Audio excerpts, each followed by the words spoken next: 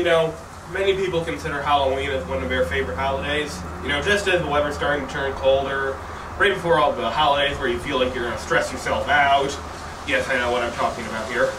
But, you know, last year Americans spent over $2 million on candy alone, making it our biggest candy-consuming holiday.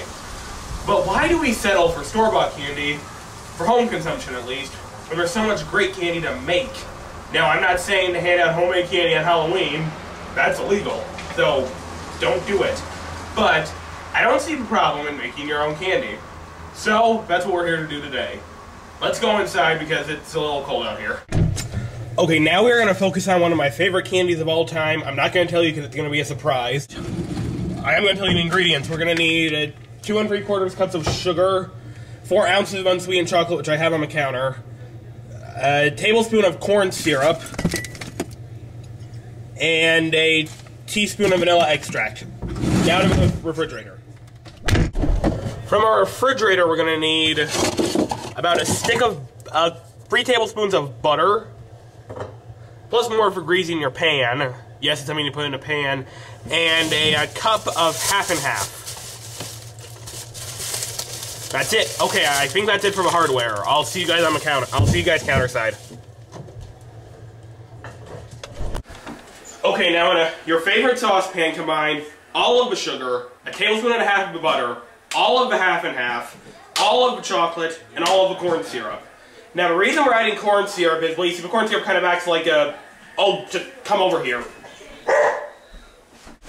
Now, let's just say for a minute that these 2 sock puppets represent 2 individual sugar crystals, and you know, as the water starts heating up, they aren't very attracted to each other, but as they get closer and closer, they get very close. Now, if you were to hit the pan, they could bind and cause a very inseparable lump of sugar. You could get around this by melting it over high heat, but that could cause some permanent damage. Sorry. Now, if you were to add corn syrup, it would be basically like throwing in a bodyguard. Giant foot, and which would keep them apart. So that way they wouldn't, if you were to hit the pan very gently, they wouldn't bind. Okay, so you see how that works. Now, I saw a guy do this with molasses one time, although I don't highly recommend doing that. It will work, just not as well as the corn syrup. Now place your saucepan over medium heat and stir with a wooden spoon until the sugar has dissolved. In about 4 minutes, the chocolate is mostly melted, the sugar is dissolved, there's a little butter left, but that'll go away in a minute. Okay, now increase the heat and bring it to a boil. Okay, our mixture has come to a boil. I wish I could lift this and show it to you, but if I drop it, it's going to be painful. It's not boiling very heavily. I mean, reduce the heat to medium-low, cover, and boil for exactly 3 minutes. Okay, it has been 3 minutes. You're going to very carefully remove the lid, because we don't want any sugar to drop from a burner, or it could catch fire. I have had that happen to me before. Now, put your candy thermometer in, and make sure you ram the bulb under some warm water to prevent thermal shock, because this would be cold, and this pan is hot. And if this hits this, if the cold hits the hot, it's going to hurt you. Now cook until this thermometer reads 234 degrees. We are 234 degrees.